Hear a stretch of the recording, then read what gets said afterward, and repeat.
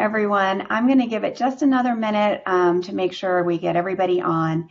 I do want to note if somebody has joined as an attendee and would like to make public comment either at the first public comment section, which is geared towards item on the agenda, or the last public comment section. So if you've joined as an attendee, not a presenter, and you think you want to make public comment, please send a moderator chat. There's a chat box on the right and it has like a person.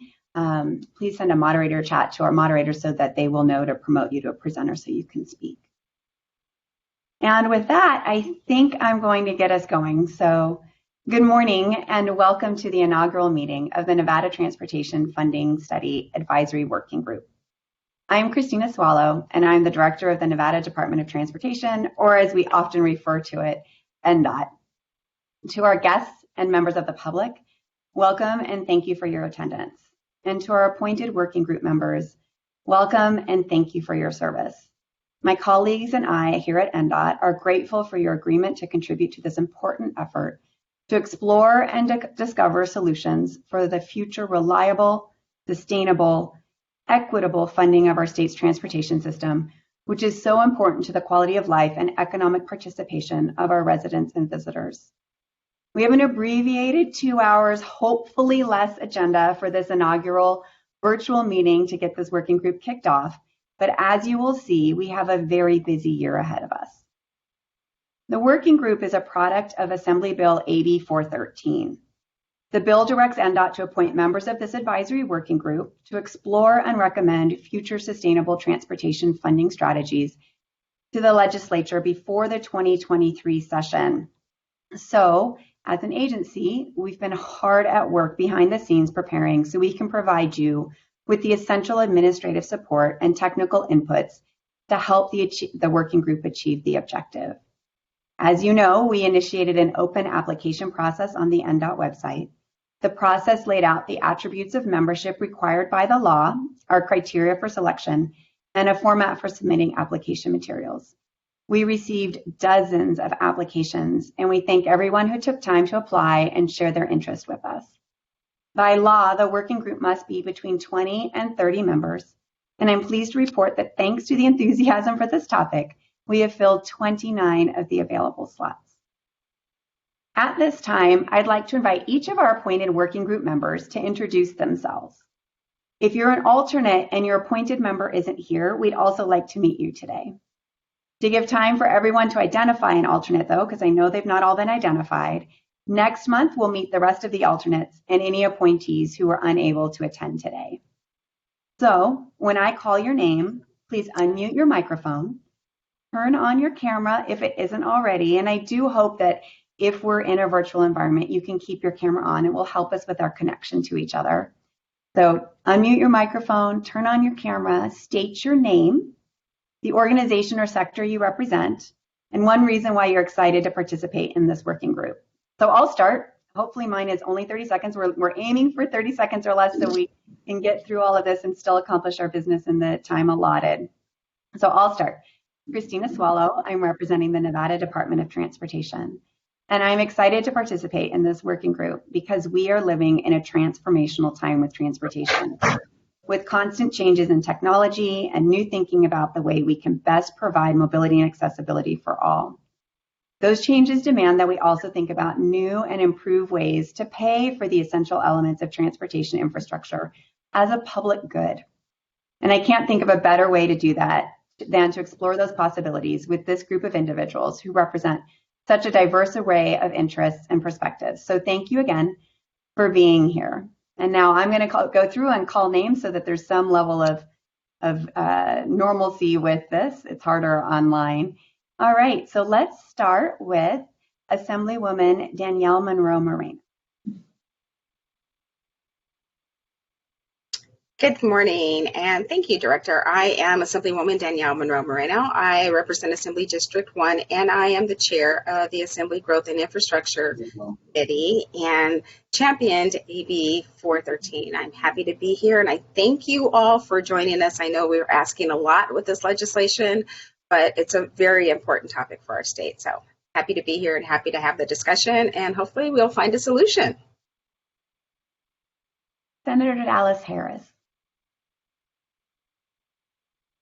Thank you so much. I am Sandra Dallas Harris. I represent District 11, and I chaired the Senate Committee on Growth and Infrastructure in the 2021 legislative session. I'm really excited to be on this working group because I enjoy problem solving, and we have a really big problem ahead of us. And so I'm looking forward to kind of the innovative ideas that I'm hoping will come out of here to tackle the transportation future that's ahead of us. And now I'm going in opposite alpha order. So Bill Wellman.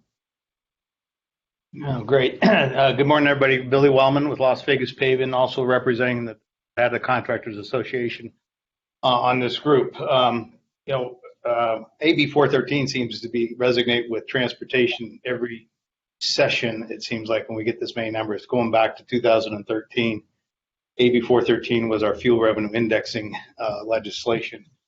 And with that, part of that was finding an equitable way to continue to be able to fund our roads. And with that, with the diverse means of transportation that is out there today, whether it's electric vehicles, hybrids, or even the bicycle type of stuff, we need to find those new ways to make and affordably make continue to be constructed. So anyway, I'm looking forward to participating all the way through this thing and hopefully having a really productive meeting that we can take something back to the legislature in 2023 that they can do something with.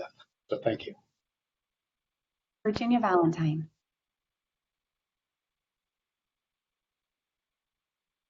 Hi, I'm Virginia Valentine, and I am the president of the Nevada Resort Association. And I am, as the trade association that represents resorts throughout the state and the tourism industry in general, without transportation, tourism would not be possible. So as I think consumers become increasingly aware of climate change and sustainability issues, I think the more people are interested in exactly how much, how transportation is contributing or not contributing to sustainable environment. So I am really excited about the opportunity to talk about ways that will make transportation more sustainable as part of the infrastructure. So I want to thank both Assemblywoman Danielle Monroe Marino and Senator Harris for bringing the bill. And so I'm very excited to be a part of this group. Thank you. Bill Thomas.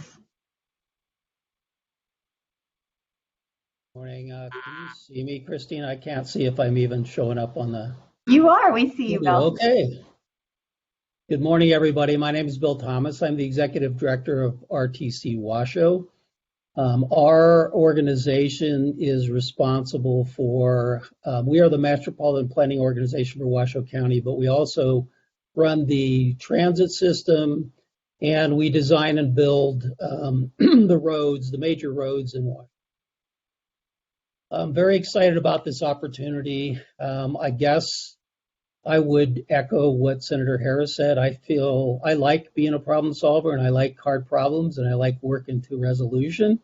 I would say personally what is most desirable to me is, as a person who's in government, that at the end, whatever we come up with, that we really focus on the public value and how it directly impacts people's lives, because I know for at least us in Washoe County, our agency is responsible for looking at the whole transportation network, which really is about not only people moving around to their jobs and their homes, but also commerce and business being able to function well. So very interested in working with this group and excited to be a part of the group.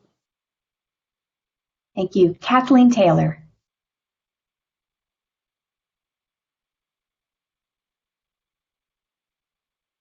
Okay.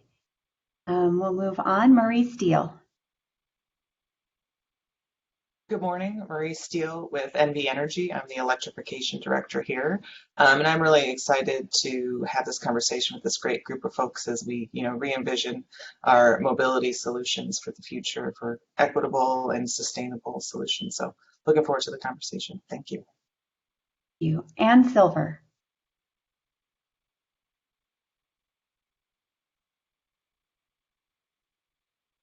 Ann? You may need to unmute. I know you're on. Yes. All right. We'll keep moving. Chris Sanchez. Thank you, Director. Chris Sanchez, Deputy Director for Southern Nevada, Governor's Office of Economic Development. Really excited about the conversation that I'm sure we'll have over the next 12 months. I think that transportation and sustainability, we're kind of facing a sea change, if you will, with all the new technologies being introduced. And I think Nevada has a real opportunity to lead here and certainly to look at, adopting new methodologies and technologies for infrastructure growth, and happy to be part of the group and to contribute any way that we can. Thank you. Thank you, Chris. And I just saw Kathleen, so we'll go back to Kathleen. Hi, thank you so much, Christina. Good morning, everyone. It's definitely a pleasure to serve beside you in this capacity. I am in charge of entrepreneur development and training for the Small Business Administration, specifically for the Nevada Women's Business Center. I represent the industry of economic and small business development in my role as part of the group. And ideally, what I'd like to see is to align Nevada's transportation industry with innovative and technology sectors to create an energy efficient, innovative, and cost-effective Nevada transportation system statewide. So it's a pleasure to meet all of you and to serve with you. Thank you. Thank you, Kathleen. And then I saw Ann Silver. Can you hear me now? Yes. Okay, great. Thank you, Director. I'm very privileged to be part of this group and learn from my colleagues. As the CEO of the Reno-Sparks Chamber of Commerce with over 2,300 members, I'm particularly focused on mass transportation using electric vehicles, hopefully conserving energy, and making sure that people have an affordable, efficient way to get to and from work. We want commerce to thrive, and one way to do that is ensure that employees have good roads, good transportation methodology, and opportunities to perhaps walk or ride to work and use mass transit when possible. So thank you very much. Thank you. Julie Reagan. Thank you, Director, and welcome everyone. I'm Julie Reagan. I'm the Deputy Director of the Tahoe Regional Planning Agency up here in beautiful Lake Tahoe. We serve as the Metropolitan Planning Organization, or MPO, for the Tahoe Basin, and we are delighted to participate in this crucial topic. I want to thank the members of the legislature for your leadership in bringing this forward. We're engaged in exactly the same endeavor in Tahoe, so it's a great time for us to coordinate, to learn from each other, because we are really entering this process looking at what we all call the triple bottom line: our environment, our economy, and our community's quality of life. And so not only does transportation affect all those sectors, it really affects our lake and the water quality of the lake. The roads themselves and the runoff that goes into the lake is what's clouding our world-famous clarity and transparency. So we're coming at this from multiple angles, and with the new threats of climate change looming large, we're really excited to work with all of you to find some solutions that work for all of us. So thanks for the opportunity. Thank you. Joey Paske. Good morning. Excuse me. Good morning. I'm Joey Paske. I'm the Deputy Director of Public Works, City Traffic Engineer for the City of Las Vegas. What we're really looking for out of this is we're excited about working together for a long-term funding solution for transportation projects, but really that it's inclusive of multimodal modes, transit, and also accommodates the increase of electric vehicles. So really what we want to be able to do is come to a solution so that we can continue to deliver projects to help mobility for everybody within and through Nevada. Thank you. Paul Mordkin. Good morning. I'm Paul Mordkin, Senior Vice President of Government Affairs for the Vegas Chamber. Appreciate the opportunity to serve on this advisory committee. The Chamber has a long history of being engaged on transportation policy and investment in that infrastructure, and look forward to our work ahead. Thank you. Thank you. MJ Maynard. I'm doing a material for the Regional Transportation Commission, and we're on the past years. So, once again, very excited to this community. We are kind of trying to divide it, and also the Metropolitan Planning Organization. And more importantly, we have to build a planning agency for Southern Valley. So, as Bill mentioned earlier, we are facing a dire financial crisis as it relates to planning and development for transportation projects and building projects. And understanding the negative impacts on every sector just not even in our state for that matter. The fact that, again, thanks to some of the running up nights and they're actually taking such a positive approach. The indexing piece of FRI, the indexing that sunsets in 2026, so the fact that we're out really far ahead, trying to identify a sustainable funding solution is timeless. So again, I'm proud of you. Thank you, MJ. Lucia Maloney. Good morning. Thank you for the opportunity to participate. I am the director of the Carson Area MPO and transportation manager for Carson City Public Works. We do planning in a 3-county region, capital projects in the state capital. We run the Jump Around Carson Transit System and the Rural Western Nevada Safe Routes to School program. We couldn't be more thrilled to be here. Nevada is unique. With our visitation and our industry, we have an opportunity as this group to step up and set an example for the country. And so we are thrilled to participate and looking forward for a whole system solution that takes into account all modes of transportation for all users. Thank you. Thank you. Craig Middle.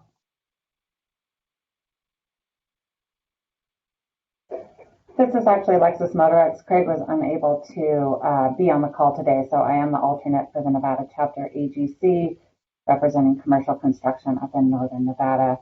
And we are just very excited to continue a robust conversation about sustainable funding for the highway fund. Thank you, Alexis. Lamar Jones. Good morning to all. My name is Lamar Jones, and I represent the IBEW of Las Vegas, Local 357. And I would just like to be part of it and be part of the leadership team that, with all the sun and everything we have going on, the infrastructure, I would like to be part of that with the building trades. So thank you. Thank you. Vincent Guthrow.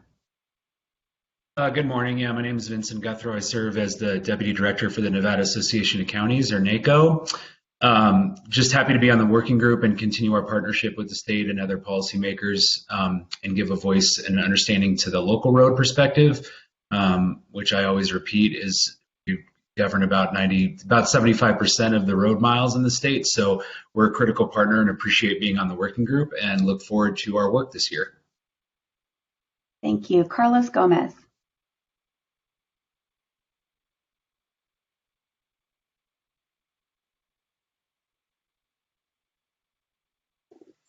Can you hear me now? Thank you, Director. My name is Carlos Gomez in Las Vegas, Nevada.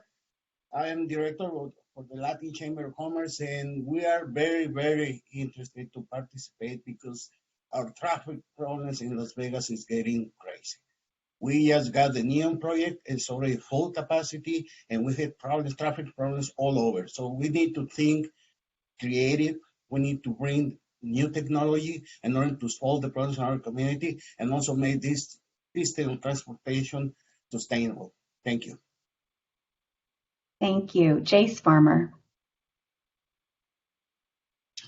Hello, my name is Jace Farmer. I am an assistant professor at UNLV in the School of Public Policy and Leadership, and I am excited to be a part of this group as sustainable transportation is a vital issue because the state of Nevada is growing population-wise. So it's important that we, plan for the future as our population continues to grow. So thank you for allowing me to be a part of this group, and I look forward to working with you. Thank you. Paul Enos. Hello, this is Tessa Lazalt. I'm the alternative for Paul in the Nevada Trucking Association. I'm the Government Affairs Manager at the Nevada Trucking Association, where we serve and represent the interests of the motor carrier industry with one unified voice. As an industry, trucking paid 38% of all taxes owed by Nevada motorists, despite trucking representing only 7% of vehicles miles traveled in the state. We are very interested in looking into our solutions to invest into our infrastructure that are sustainable, efficient, and deliver the assets that best move our Nevadans and our commerce. Thank you, Tessa. Sherry E. Lee Mendes.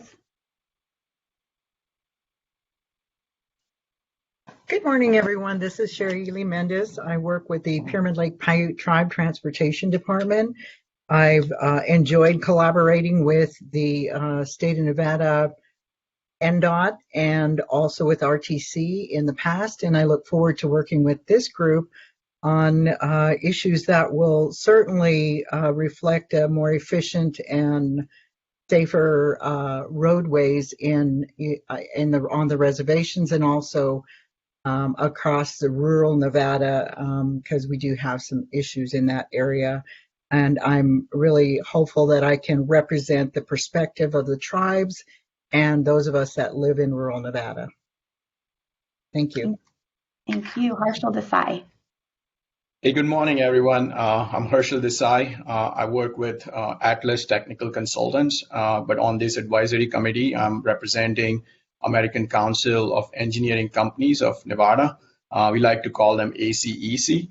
If you're not familiar with ACEC, it's a national organization that represents engineering companies, and it's sort of the largest voice as it relates to engineering and supporting these transportation policies and development. So what I'm looking forward to is doing our part in reducing transportation emission and, coming up with engineering perspective and bringing that perspective from a national ACEC standpoint and any other related resources to advance this conversation. Looking forward to working with you all. Thank you, Harshal. Kyle Davis.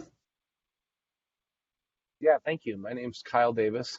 I am a consultant based in Reno, Nevada, and I've worked with the environmental community and clean energy community for over a decade. So that is my perspective I'm bringing here to this committee.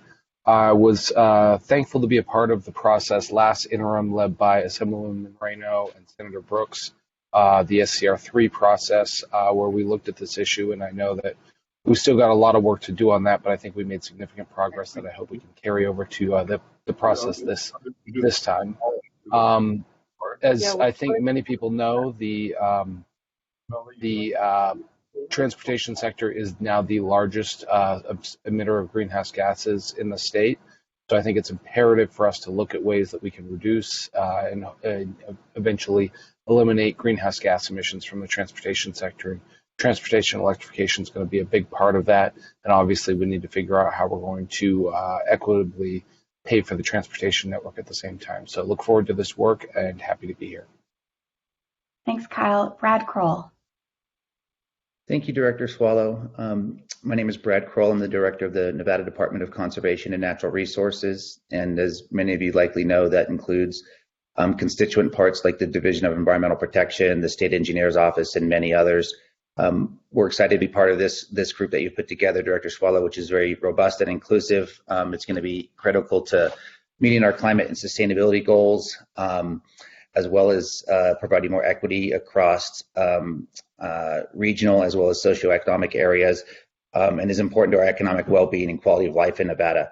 I appreciate everyone who has said that they enjoy working on difficult problems. I do as well, but with difficult problems becomes the need to make difficult decisions and shared sacrifice. So I hope everyone is prepared to do that as well, and I look forward to the meetings over the course of this series of events. Thank you. Thanks, Brad. Cindy Creighton. Thank you, Director. I'm Cindy Creighton. I'm the president of the Nevada Taxpayers Association, and we're eager to participate in the conversation to layer good public policy with Nevada's funding strategies.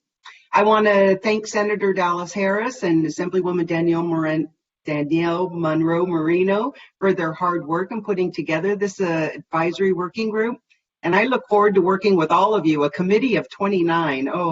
We're going to have a lot of good conversation, and I'm excited for the opportunity. Thank you. Thank you. Director Julie Butler. Good morning. This is Angela Smith. I'm the alternate for the Department of Motor Vehicles. Julie couldn't be here today, but we look forward to being a part of the discussion and future sustainability. Thank you. Doug Busselman. I hope I'm on. You are. I unmuted anyway, so hopefully when you jump from platform to platform, it's difficult to remember where the different buttons are. I'm Doug Busselman. I'm the Executive Vice President of Nevada Farm Bureau. Along with representing our farmer rancher members and their interest, I guess I'm interested also in rural Nevada and the transportation needs that are necessary to serve those areas. I think we're going to have a very wide scope of activity, and it's going to be very challenging to fit all of the elements together in a balanced and sustainable way, and I'm looking forward to participating in that process. Thank you. Thank you, Doug. And David Bobzian. Thank you, Director, and thanks everyone for coming together for this important work. I think we've heard from a number of folks so far say that they enjoy the opportunity to address tough problems, and I've certainly experienced many Lucy in the football moments when it comes to dealing with Nevada's various revenue streams over the years, but I've also seen the occasional breakthroughs, and so I'm very hopeful that this advisory working group can contribute to one of those. It has been mentioned, but I think it's important to thank the legislature this last session for passing SB 448 that sent a very clear message that the state is all in for a transition to electrified transportation as a pathway to addressing our climate crisis. And so while our system for highway funding has certainly shown its cracks clear back to the Carter administration, I recognize that it's very important that we find a pathway and find solutions that will further support the needed transition to electrified transportation, but while at the same time making sure that we, and this word is very important, it's been said before, equitably find the ways to continue to support our infrastructure in the state. So thank you. Thank you. And then, as we all understand, since this in the era of the pandemic, that can be an issue sometimes. So I wanted to give MJ Maynard a chance to go again because her mic was bad. So MJ, are you ready? Listen, a lot of people want me muffled, but can you hear me okay? Yeah, but you're echoing now. Not good? You're better, but you're echoing a little. Yeah.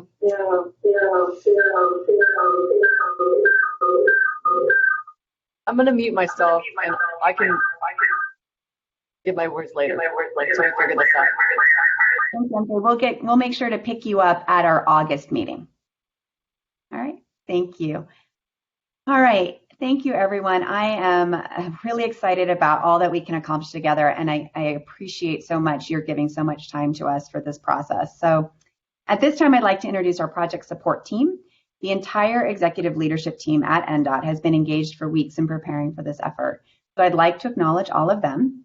Sandra Rosenberg, the Assistant Director of Planning, who will be serving as my alternate in the event I'm unexpectedly unable to attend a meeting. Ryan McInerney, our Director of Communications and Government Affairs. Our three Deputy Directors, Cole Mortensen, Jeff LaRude, and Darren Tedford. Felicia Denny, Assistant Director of Administration. Jenica Keller, Assistant Director of Operations. And our Chief Project Manager on this effort, Nick Johnson. We also have a team of advisors who are experts in transportation funding policy to provide administrative support and technical content to the working group. Leading the consultant team is Jeff Doyle from CDM Smith. Jeff, would you like to briefly introduce your team here today? Yes, thank you, Christina. Good morning, everyone. We're looking forward to this project. As Christina mentioned, I'm Jeff Doyle, CDM Smith. I'm on the project team or the consultant team side of the work, and I'll be helping organize all of the meetings as well as all of the content. We have also with us today Cami Dempsey from Accretive Consulting, who many of you already know, based in and we have my colleague Travis Dunn, also from CDM Smith, who will be overseeing a lot of the financial analysis, modeling, and helping on policy.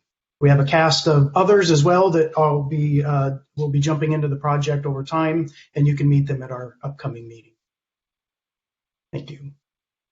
Thank you, Jeff. And I just wanted to put a reminder out there for anyone who joined as an attendee and not as a presenter. If you want to make public comment in a couple of minutes when we get to that period, please send our moderator a chat letting them know, and they can promote you to presenter so that you'll be able to speak at that time. And so now I would like to invite Assemblywoman Danielle Monroe Moreno and Senator Dallas Harris to make some opening remarks. Assemblywoman Monroe Moreno was the author and primary sponsor of Assembly Bill 413 that created this working group, and she chairs the Committee on Growth and Infrastructure. So, Assemblywoman? Thank you so much, Director, and thank you to all of you who have so graciously decided to contribute your time and energy to this important effort. This study is by no means a small commitment of your time and attention, and I and the others truly appreciate this. It shows a real appreciation for our situation that we're all here today. I consider myself a longtime advocate for transportation funding, not only for our roads and bridges, but for the whole transportation network. It includes our public transportation, including transit, but also safe routes for pedestrians and bicyclists so that our kids can walk to schools and our commuters have options besides needing to own and drive a vehicle. The world as we know it is changing, literally, and we need to re-examine how we've traditionally moved around and how we've traditionally paid for our transportation. Auto technology is evolving. Fuel sources are evolving, and we need to evolve how we pay for transportation too. For almost 100 years, we've rallied around gasoline sales to fund the majority of our transportation infrastructure. But with the challenges we now face, we need our entire system to become more sustainable. Cleaner vehicles, cleaner fuels, and a more sustainable approach to the transportation system. We can no longer rely on burning gasoline to pay for our critical infrastructure. And although together we're facing a monumental challenge here in the next 12 months, it's work we started last interim and we're building upon that. And I think we're in a position to have a unique opportunity to re-examine how our communities across the state and individual households are impacted about how we pay for transportation. We have a chance to improve our transportation system, the way we fund it, and make sure that we don't place an unfair financial burdens on families who are the least of least in our state. I am so looking forward to the conversations, the debates, the respectable debates that we will have, and I'm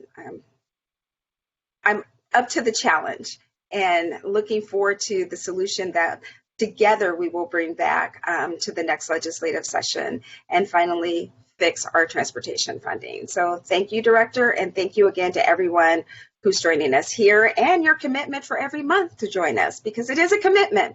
We got to do this together. Thank you. Thank you, Assemblywoman. And now Senator Harris, Chair of the Senate Infrastructure and Growth Committee, would you like to make some remarks? Thank you so much. I think Assemblywoman Monroe Moreno hit the nail on the head here. It's imperative that we take a look at how we are going to pay for our transportation system the way we have always done it. It just isn't working anymore, and we have to think about the future that we want here in Nevada and how we're going to fund that. I know we want clean air. We know we want energy independence. We know we want safe and well-maintained roads. We want people to be able to get to their jobs, their schools, doctor's appointments, and other activities, even if they don't have a car. This is done in other parts of the United States. I know we can do it here in Nevada as well. We have a statewide transportation system. All of the individual pieces have to kind of work together in order for the whole system to work. So I'm very happy to see people from both the North and the South here on this working group. If one mode of transportation isn't working, the whole network cannot operate efficiently. So I very much look forward to working with all of you on the study to ensure that this group's work considers all Nevadans can benefit from a more sustainable transportation system. Thank you. Thank you, Senator Harris, and thank you both for everything you've done to get us to where we are today and for your invaluable participation in this working group. I'd now like to take a few minutes to make some remarks of my own. As the designated agency to lead this working group, NDOT will do our very best to provide comprehensive, objective information into the process. And to start, I'd like to offer a bit of background to explain the history that brought us here today. We've alluded to it a few times, but I want a little bit more background to articulate our mission as reflected in the bill and to preview the process that we've created to guide the working group's efforts over the next year. First, by way of background, in 2019, the legislature enacted Senate Concurrent Resolution 3, SCR 3. That directed the Legislative Committee on Energy to conduct an interim study of the benefits of vehicle electrification, the funding needs of the state's roads and bridges, and possible approaches for all vehicle owners to contribute to road and bridge funding. The SCR 3 study covered a lot of ground and unearthed several compelling approaches to sustainable road funding while expanding the range of important considerations for transportation funding in Nevada. It also revealed the importance of conducting broader outreach with respect to these funding alternatives to ensure that we find a viable path forward that works for all Nevadans. At the conclusion of SCR 3, the committee adopted a recommendation that the legislature establish an advisory working group to bring together organizations from across the state to delve more deeply into this important topic that transcends so many different aspects of our lives. This past session, the working group and the priorities recommended by the Legislative Committee on Energy were passed into law as part of AB 413. That is why we are all here today and will be with each other several more times throughout the coming year. At the center of our challenge is the sustainability of the State Highway Fund, which, as a result of increased fuel efficiency, inflation, rising construction costs, and a gas tax that hasn't been raised in more than a quarter of a century, the State Highway Fund is simply failing to keep up with current and future demands. We must develop recommendations for addressing the sustainability of funding for our state highways, including by examining at least two models that we began to learn about during the SCR3 process, the Natural Resources Defense Council funding model and the Utah Road Usage Charge funding model. But sustainable state highway funding is not our only challenge. We also, as the director of the state agency responsible for our state highways, I recognize we cannot solve the challenge of sustainable funding for our state highways without also providing a path forward for addressing the long-term needs of all transportation system users. We've heard a lot about this on the call so far today. Bicyclists, motorists, pedestrians, public transit users. We must all undertake this analysis in a way that considers the impacts of the alternatives and our ultimate recommendations on social and transportation system user equity. And of course, we must also seek to understand and incorporate how identified funding needs and potential solutions impact greenhouse gas emissions, land use, and smart growth strategies. We've heard it before, this is no easy task, but we at NDOT are so excited and optimistic that we can advance this viable transportation funding policy solutions for our state. Our vision is that we use this working group process to explore, understand, and create together. We will explore our existing funding sources, funding needs, and the principles that should guide us in this effort. That exploration should bring everyone to a common understanding of the nature and the magnitude of the challenges we face and the alternatives available to address them. We may not agree on all of the details, but we should at least be able to understand all of the perspectives. And finally, drawing on our common understanding of challenges and perspectives, we will create solutions. Those solutions may not address every concern associated with a topic as complex and multifaceted as transportation funding. But our hope is that through this process, we can create and recommend solutions that achieve the core objectives outlined in AB 413 for addressing Nevada's sustainable transportation funding challenges. And so I welcome and encourage your active, constructive participation throughout this process. Please ask questions openly, offer your perspectives transparently, share your information and expertise freely, challenge the status quo persistently. Above all, challenge one another respectfully. Our team at NDOT and our consultants are here to guide the process and provide a forum for you to do just that. And so I think we are now at the time of our first public comment period. And I wanted to check, DJ, did we have anybody promote to make public comment? At this time, if you are signed in as an attendee, you can ask to be promoted to make public comment. We did. We have two, I believe. Peter Guzman wanted to say something, as well as Sashi from UNLV. Great. Peter, we'll go with you first. Hi, thank you so much. Can you hear me okay? Yes. I wanted to say first and foremost, thank you to my colleague, Carlos Gomez, for taking this on. And of course, I felt it was extremely important, and so I will certainly try to be on as well. But Carlos is really tasked with so much, and so I wanted to make sure that I give him a personal shout out about this.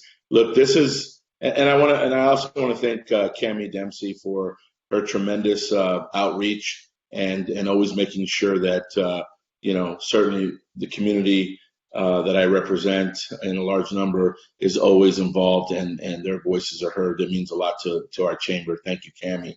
So we look at this as economic development. This is jobs. This is, transportation is critical, as critical as, education and all the other things that we're constantly fighting for and talking about.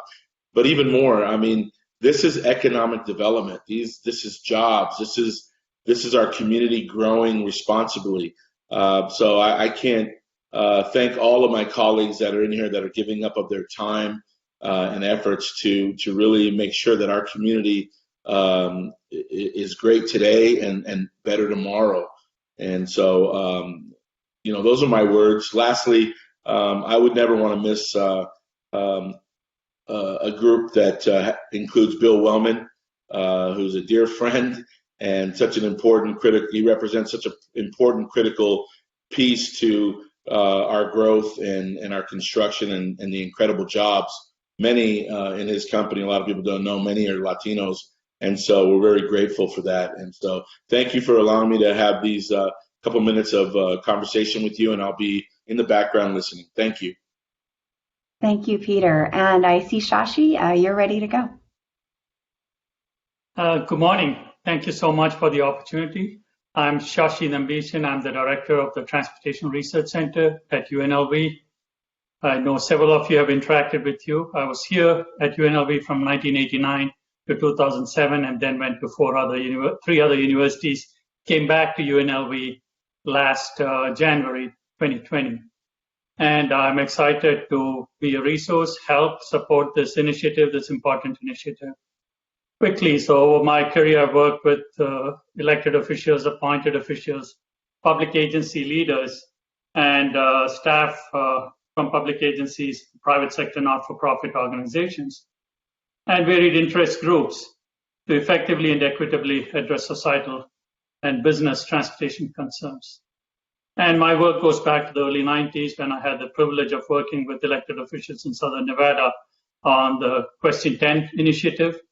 And subsequently, most recently, when I was in Alabama, after they tried unsuccessfully for 25 years, I was able to work there over a span of 14 months to spearhead an initiative called Rebuild Alabama to come up with a funding package that will generate about $320 million a year, which is about a 35% increase in their revenues to address transportation, access, mobility, and safety issues. So I'm delighted to be of assistance and support to this critical work. Thank you. All right, thank you, Shashi. Christina, it also appears we have a phone caller calling in from prefix 702, ending in 1778. I don't know if they want to make public comment or what. Can you please identify yourself? That's it. Okay. Unfortunately, MJ, yeah, so hang up on the phone if you can use the audio from your computer. If you have a microphone on your computer. If you don't have a microphone on your computer, if you could mute the speakers on your computer so you're interacting via the audio on your telephone.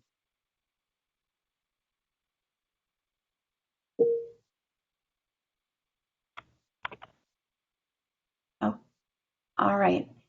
I think we'll go ahead and move forward. There will be a second opportunity for public comment later in the meeting. So at this time, we're moving into the organizational and procedural part of the meeting. We're going to reverse the order of those two. We're going to do some operating procedures before we do the election of the chair and the vice chair. It's a little bit different than what was on the agenda, but we'll get to both of them. But we want to make sure that we all understand the rules of play before we actually start engaging those rules. So first we'll review the procedures and ground rules, and then we'll appoint chair and vice chair. So Jeff, can you lead us off with the operating procedures? Sure, thank you. I'd be happy to do that. Let me just undertake a brief set change and try to project slides for you. One moment. Okay.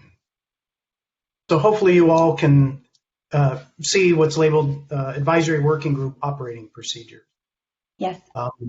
Perfect. As Christina mentioned, what we want to try to do and have shared with members up front, it was included in the agenda, is how we intend to operate the committee and some basic ground rules so that everyone engage and deliberate, and ultimately, hopefully, you can come up with some recommendations for legislative consideration. So first, just a quick summary of the responsibilities of the members, and when the appointed member is not present, also the delegate. Obviously, we're looking for, or hoping for, constructive deliberations oriented towards the solutions, because although it sounds like it's a long ways away, the end of 2022 is when the report is due to the legislature.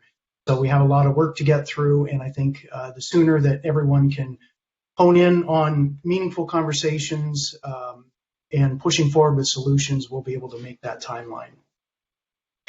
We're also looking for the members to provide not just information, but perspectives from the industry, not so much your employer, but the industry or the segment that you are representing.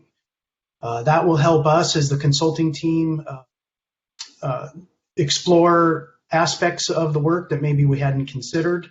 It'll also help with the research and analysis, when the phase we're actually conducting some modeling. And then it's not just a one-way street. We're also looking for you all to, as broadly as possible within the sector, accurately share the information and what's happening with the working group, the activities, and the progress, so that you can be a really strong conduit back to the organizations that you represent. So those were the ideal responsibilities for the working group members. Now this is moving into the operating procedures, how administer the committee. I think has been already mentioned. The people who are formally appointed to the working group, or in their absence, delegates. And a little reminder here, if you have not yet appointed your delegate to act in your place, if you happen to miss a meeting, please do so. It will be you all who will be able to actively participate in the meetings and the deliberations, and ultimately to vote. Number two, the advisory work group meetings. I think many of you will be relieved to learn that NDOT has found a good way to adjust the schedule. So even though we do ask that you hold available the second Tuesday of the month, we have a meeting schedule that I'll show you in a moment, where we've been able to reduce the number of meetings, which in turn allows us to skip meetings or skip months, actually skipping. That will allow us to do additional analysis as the project moves forward, but it'll also give everyone breaks at, time periods when you would expect it, like the December holidays. In the end, we expect that working group meetings will be ideally wrapped up by the end of June, but we're asking you to save a couple additional dates should we need to go a little bit further. But in no event will we go beyond September of 2021 with the formal working group meetings. Third, we're just asking that everyone come prepared to discuss and so that we don't have to backtrack to cover material that has already been discussed at prior meetings. We will be sending out information in advance. What we call them briefing books. They're really just a Reader's Digest version of some of the topics and some background that you will need to know before you come to the next meeting. If you can't attend a meeting, please let the chair know, or Cami or Christina, any of us actually, we share information so that we can make sure that hopefully your delegate can attend in your absence. Finally, well, this is not finally, this is number 4. There's another page here.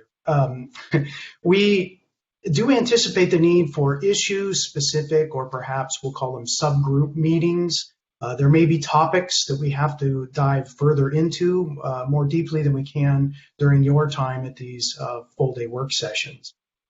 Our goal is to minimize the need for that. We don't want to create a whole subcommittee structure, but occasionally we may need to ask for volunteers to serve on some of these issue-specific deep dives. Okay, moving on to the next page, number 5, the working group's going to operate by consensus. Of course, the goal is always for that to be unanimous consensus, where members can support or at least tolerate or live with the recommendations, but that's not always possible, and in cases where there needs to be a vote of the working group, it will be determined by majority vote of those entitled to vote. In any event, and this is picked up somewhere later too, I'll say it twice because it's important. While there ideally will be unanimous consensus, but if not, there might be some differences of opinion. We absolutely commit to making sure that those divergent opinions are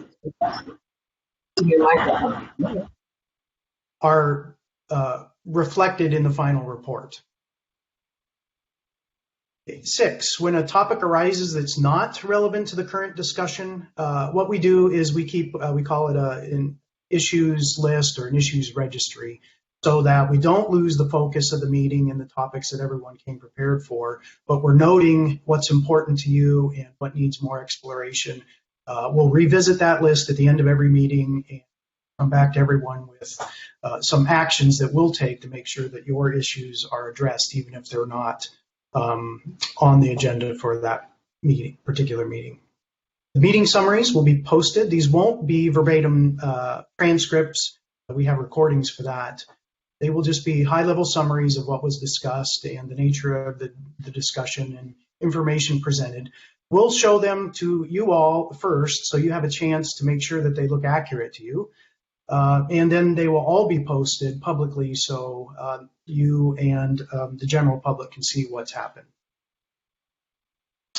Okay, let's see, number 8, inquiries from the media or others regarding the status of the working group's deliberation. We would ask that you direct those inquiries to the chair or whomever the chair designates as the point of contact, so that we don't have different versions of where the committees or the working groups progress is out there in the press or in the public's mind, in the public. So members are asked also to please let the working group reach its conclusion, have a findings ideally, and then we'll have recommendations. Try not to jump out in front and predict where the working group's going to end up, because none of us actually know. All right, the last two operating procedures. First is that we recognize that you all you can't always come prepared to find your organizations or your sectors, and that you need some time to go back perhaps and discuss what the working group ideas and options are before you can commit. We just ask that you do that ahead of time to the extent possible, or you do need to go back to your industry segment, that you do so in a timely fashion so that we don't have to delay the progress of the working group for more than one meeting. And I think number 10, again, it's just that minority reports, you might recognize that term from Congress or something like that. That's not, those won't be in order. What we're trying to do is make sure we have one report. It may reflect the majority recommendation, but some of you may have different ideas and different opinions. We want that to be all in one place, not only for the legislature and the governor, but also for the public, so that they can see how comprehensive the ideas and the options are and the opinions. So we're not encouraging or even really entertaining the idea of everyone issuing their own minority report. Okay, with that, I will stop and see if there are any questions.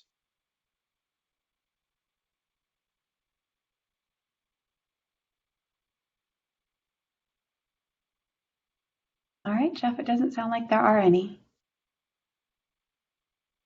Okay, thank you. Back to you. All right, thanks, Jeff. We're now moving into the place where we are going to appoint a chair and a vice chair.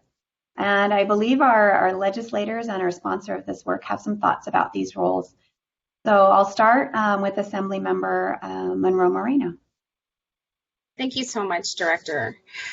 AB 413 was not the first step towards considering more sustainable transportation funding. This topic's been a subject to significant debate in the legislature, as you've heard, roundtable discussions with a wide range of interests during the interims. As last interim, we had SCR3 working group where we got a lot of work done but weren't able to finish.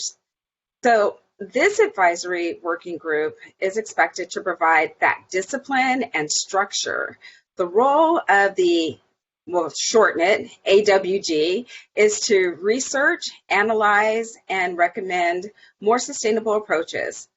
But it's ultimately the legislature and the governor that will decide the best paths forward.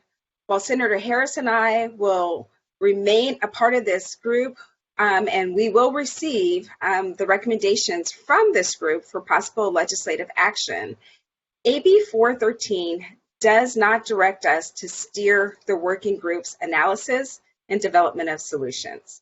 So therefore, we need a chairperson who has a deep experience in the analysis of public infrastructure financing and is accustomed to leading decisions and discussions on public boards. Based on this criteria, I would like to move for the appointment of Ms. Virginia Valentine to serve as our chairperson, and I hope that you all will join me in support for her appointment. And I'll second that motion, Assemblywoman. Thank you. We have a motion on the floor. Virginia, do you accept this nomination? I do, and I appreciate very much the nomination. All right, thank you. Is there any discussion regarding the motion on the floor?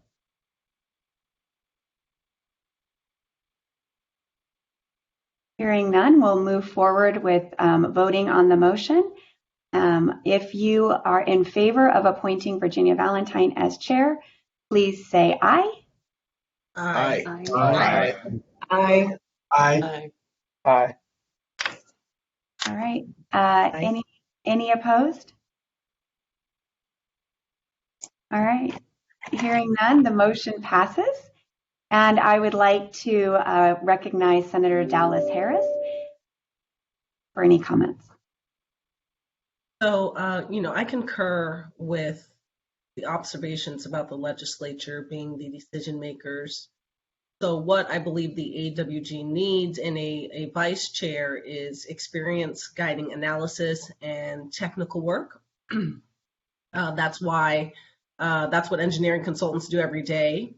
And that's why I'd like to nominate Mr. Hel Desai as our vice chair. I think he would do a great job in complementing the abilities of our chair. So I will move to appoint Hel Desai as our vice chair. And I will second that. Thank you. So there's a motion on the floor. Hel, are you willing to accept the appointment if elected? Yes, and thank you again for the nomination. Appreciate it. Is there any discussion regarding the motion on the floor? All right, hearing none, we'll move forward with voting. All those in favor of appointing Hel as vice chair, please say aye. Aye. Aye. Aye. Aye. Aye. Aye. Any opposed? All right, hearing none. Hel, that motion also passes. Thank you, Virginia and Hel, for being willing to serve, and congratulations on your new roles. We're looking forward to working with you moving forward. I should note that that they don't have all the background for today's agenda, so they'll start serving in those roles and at our August meeting when we're able to prepare them and get them ready. So you're stuck with me here for a little bit more, and me and Jeff for a little bit more of this meeting. You're stuck with Jeff for the whole time. But all right, so now we're moving into the last segment of today's kickoff meeting. Jeff, can you please provide an overview of our project and our meeting schedule? Sure, we'd be happy to do that. Once again, have a little set change here. Let me move and show the screen.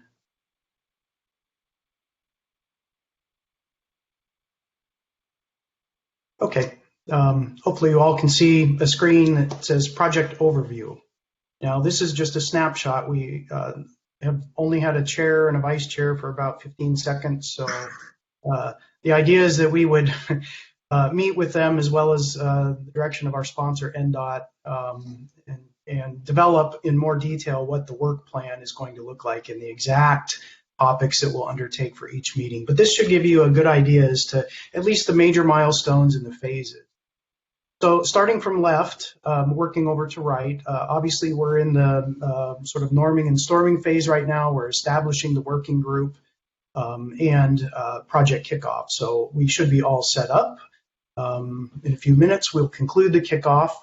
And we're also developing, it's not shown here as a bullet on this list here, but we are developing the infrastructure to communicate with you as well as the public on a regular basis. So that means a functional public-facing website with potentially member access, so that if there's information that you need to share either with the research team or vice versa, we can do that in a secure setting.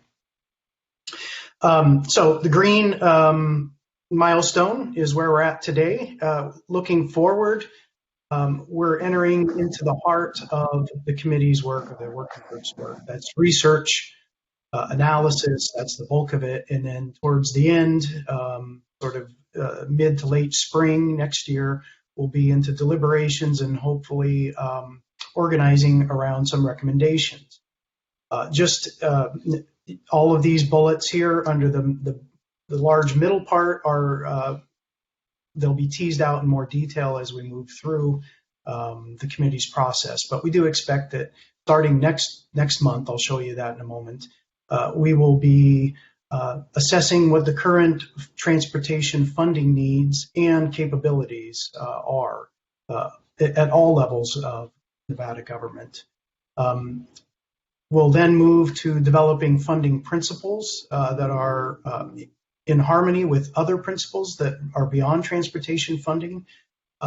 We'll get some direction from you on what types of options you would like us to investigate further. So we'll conduct analysis, fiscal, legal, technical, and operational on various funding options.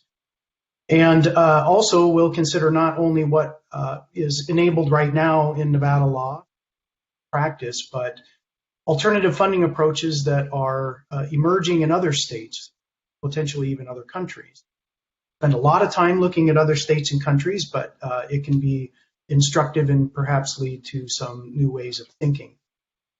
We'll also spend some time on non-funding strategies that might be helpful for improving transportation, even though some of those strategies may take years or perhaps even decades, like land use policies, smart growth strategies.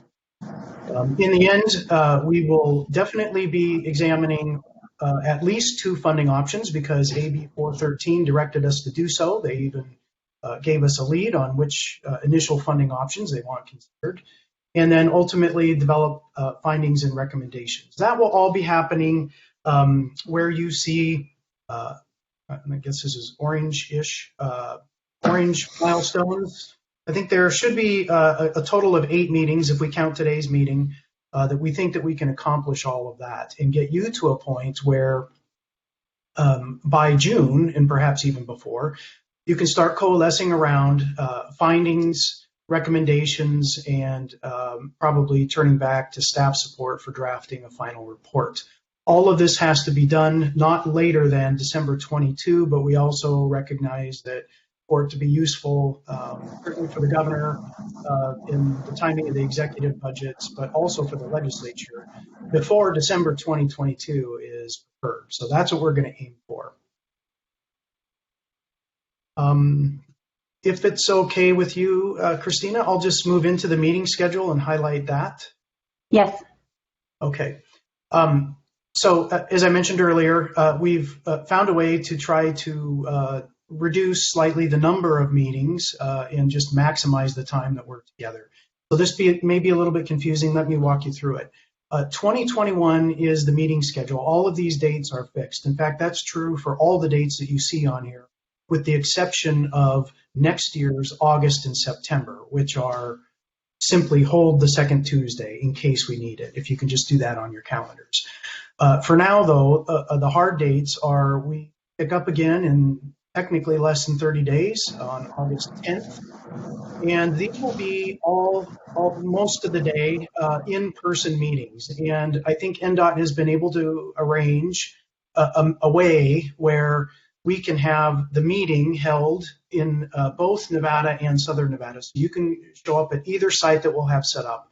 We'll have live video conferencing capabilities and full communication capabilities that enables everyone to interact. It's not ideal. Ideally, we would all be in one location, but we recognize, based on a lot of feedback, that puts a pretty heavy burden on some of you to have to travel every month, every other month. So this is the accommodation. As you can see, there's some months missing, so we need October to go back and spend a little bit more time doing some modeling, some of the options that we know we're going to have to examine just because AB 413 called them out. Also missing from 2021 is December because it's packed with holidays and school vacations. We'll come back in 2022, hit the ground running right after the start of the year in January. I'm looking at this. I somehow was thinking we had a February meeting, but now I'm looking at March. I think that's another instance where as we start to tease out what some options are that you might have under consideration, we need to, the modeling and the analysis part of it. It's not all just financial modeling. A lot of it is actually policy analysis, understanding what the impacts are, not only fiscally, but also to different communities and households, which is an important part of this project. So we need just a bit more time to do that. By April, we're hoping that you will be coalescing around some recommendations, certainly some findings by April, so that once we get into June, if you know what the findings are, then it makes it a little bit more clear about what it is that you might want to recommend. And that's our goal, is to have enough direction to the research team so that we can begin drafting your final report, hopefully by summertime. And I think that's all I have for the organizational stuff, if I can turn it back to you, Christina. And thank you, Jeff. So even though our first meeting is short and it's focused on project orientation, we wanted to leave you with a draft summary statement of the principal problem that we've been asked to solve. So this draft is intended to maintain 100% fidelity to what the legislature asked us to do in AB 413. And so, Jeff, can you just show that and walk us through it? Sure, I'll be happy to. Again, I'm going to screen share. Easier when you can see what I'm referring to. Okay, Nevada's Transportation Funding Challenge. I'm going to skip right to the important slide. The scope of work for this committee, as well as those of us that are doing the research, is rooted deeply in Assembly Bill 413. We're not pushing you to advance your examination beyond what 413 has directed you to do, but we think it is actually quite comprehensive. And so before I show you the short version, the summary statement of the Transportation Funding Challenge, let me show you first how we get there. On the left, starting with sub-bullet 2, this is verbatim from AB 413. This is what the legislature has directed us to do. So I won't read it to you. The important part here is that there's a crosswalk between what you see on the left, thing highlighted or rather bolded, and here's the essential elements of what we must do. So let's just focus on the right, the essential element. It's clear that we have to examine the needs, it's not just the money, but it's also the uses of all users and all modes. So although the state highway fund is a principal part of it and a chief worry right now, it's for all users and all modes. We are also going to do that, though, in the context of at least three things. Social equity, how it affects people in groups, communities. User equity, and I thought this was clever drafting by the legislature. They didn't say drivers, they said user equity, because there's more than just drivers that are participants in the transportation network. The reduction of greenhouse gas emissions, that's a policy imperative in Nevada, in other places, and so all of the work that we're doing has to take that into account as well. Again, the major concern of those who have to fund the network and who are custodians of it is the state highway fund, which funds a majority of the state roadway network, including the fund sources for that also, meaning the gas tax, also provides funding to local roadways. So there have been, through the SJR3 process, last interim's working group process, two options were identified and also included in the legislation that this group, our group, must now analyze. One is the Natural Resources Defense Council. They have a funding model that they've presented to the legislature. And there is a similar but different funding model that has been implemented in Utah and some other states as well. Those are two specific funding models that we'll have to analyze. And then finally, we need to consider the role that land use, some of these longer term strategies, and smart growth can play in improving the system, both its efficiency but also its equity. So from that, hopefully you can see the crosswalk here. We've just made a draft statement. You can see where those essential elements have carried forward.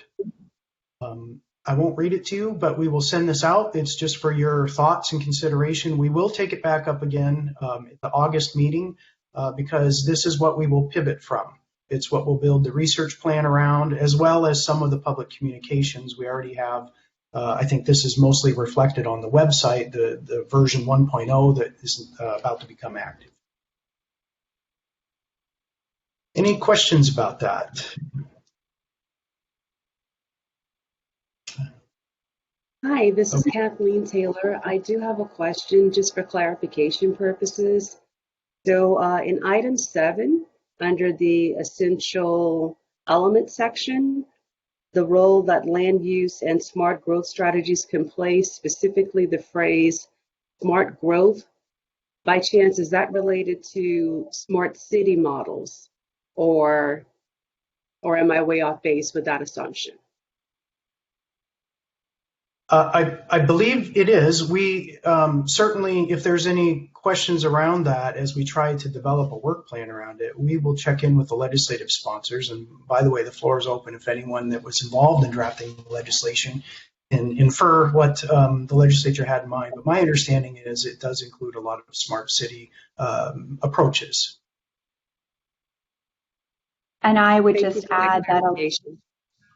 Yes, and Kathleen, I would also just add that it also considers how we build out our communities relative to how the people who occupy the space have to move within the communities. So really thinking about how do we provide appropriate density along appropriate corridors so that affordable housing is truly affordable, because you have access to being able to bike, walk, use transit without being required to possibly have to own a car. So it's also in that, how do we build out the communities in which we live to provide for a space where people can live and thrive regardless of their transportation mode.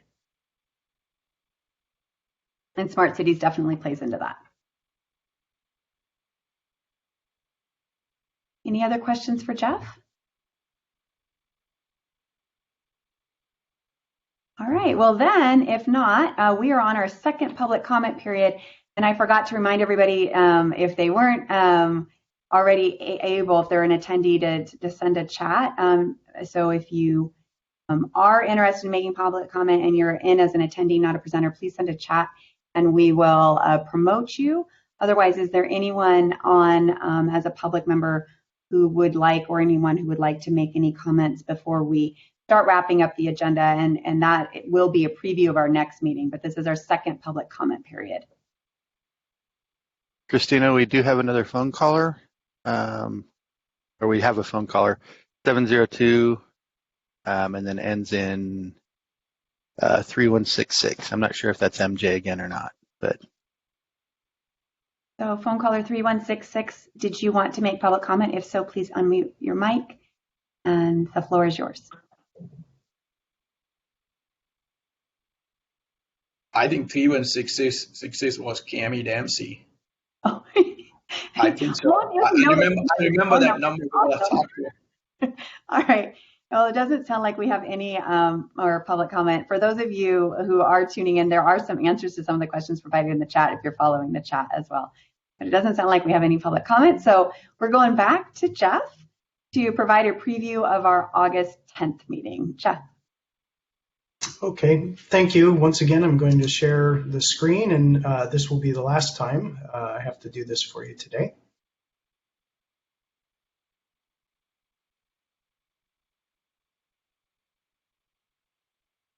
A second here. Okay, you should see the preview. It looks like six main topics. They are the makings of the agenda for the August. Well, it's not sure. It's August 10th is the actual meeting date. You'll have that if you don't already in your schedule.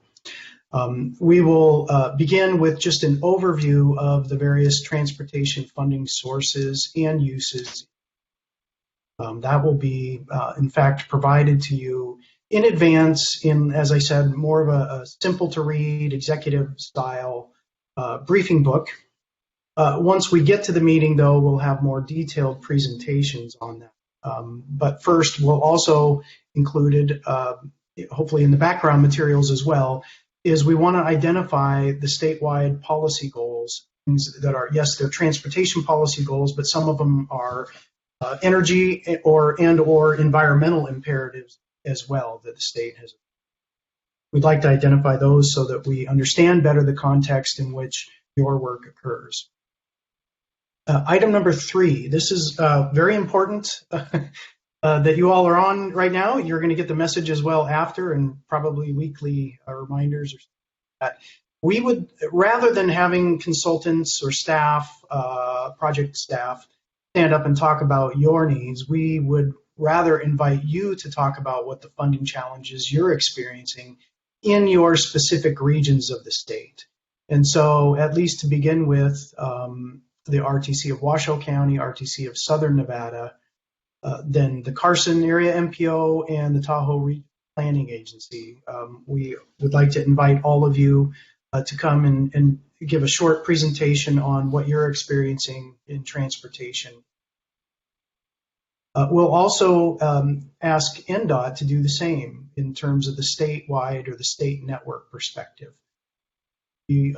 describing the challenges that they face. And then finally, we have a placeholder here for funding challenges for federal and tribal and local governments. And we have to still reach out to you and figure out, if there's specific entities that you think can talk about those challenges that also represent, say one city might represent all of the cities, or NICO perhaps. We'll figure out the right entity, make that presentation. And then finally, we would like to solicit your input on the research plan going forward. And we'll have that in more detail again, now that we have a chair and a vice chair that we can collaborate with, and we can share that with you at our August 10th meeting. And I believe that's all I have. Thank you, Jeff. So if you aren't checking the chats before I wrap up the meeting, if you did want to comment today on any of the information, or if you had a question about any of the information that was shared with you today, please just note it in the chat, and then I'll give you the floor, because I want to make sure that there's not like everybody talking all over each other as we sometimes do in virtual environments. So if you wanted to make a comment or had a question,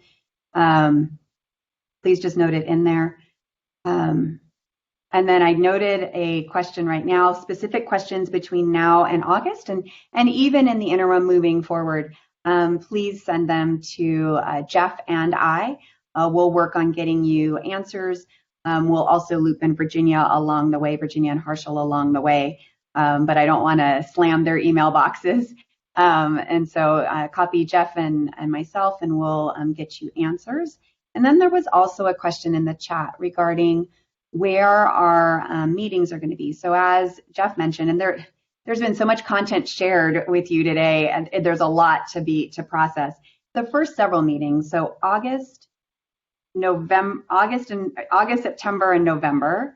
August, September, November will be in both North and South. We will be in person, so we're asking you all to attend one of those two locations. We'll get you the locations prior to the meeting, but one of those two locations for the full day meeting. We'll have communications between the locations, so it'll be as close to all being in the same room as possible without requiring everybody to have to travel. I know travel budgets can be a challenge for some people. So the first several meetings will be in both North and South, with communications provided between the two locations. We are currently thinking that the March and April meeting will be in person in one room. And if you have any concerns about being able to travel to one location for those two meetings, please let Jeff and myself know, and we can work on figuring that out. But we do anticipate that one of those will likely be up in the northern Nevada part of the state, and the other will likely be in the southern Nevada part of the state. So March and April will be whole group in one room, because that's where we're going to be having the really critical conversations and discussions, and we want you to be able to see each other and see the transparency and the openness and the honesty. You can see that from the two rooms, but it's still a little bit through a screen, so we want to make sure we're all together. So before I just wrap us up real quick, I'm looking to see if there's any other questions in the chat, and I don't see any. Thank you again so much for joining our working group. I think, it's great that you joined us for the 2 hours today, but this is really just our toe in the water. There is a lot of work to be done, and I appreciate you so much for raising your hand and being willing to join in this journey. We heard a few comments along the way about this isn't our first rodeo. We've been talking about this for a little bit. We're hoping that it may not be our last rodeo, but it gets us really close to getting over. We're hoping that we have some really good recommendations to the legislature and the governor that they can take up and enact that will help us have a long-term solution. That burden, that opportunity is ours, and I am so appreciative of you being willing to join us in this journey. So thank you so very much. I do want to make sure, if you have not yet designated your alternate, that you do designate your alternate. We are asking them to join in and listen in and be tuned in to all of our meetings going forward, because if you are unable to attend and they have to step in your place, we want them to be fully up to speed so they understand the conversations we've had, where we're going. We want the rest of the working group to also know who they are and be familiar with them, so there is that level of comfort and trust with the working group as a whole. So please, if you can, designate your alternate. And then we did send out draft bios and contact information. Please take a look at that and let us know. We want to make sure we put the information that you want about you on our website, and we are wanting to share all of this information so that the public is aware of who's part of this group and who they can reach out to and get information. And again, thank you so very much. We're looking forward to seeing you in August, and at that point, Virginia will be our chairman. Harshal will be our vice chair. You'll still probably hear a lot from me, and I'm sure you're going to hear a lot from Jeff and his team. Thank you so much for being part of this process. And that concludes our meeting. Thank you. Thank you. Thank you, Christina. Thanks. Thank you. Thank you. Bye, everyone. Bye-bye. Bye, all. Thank you. Thank you.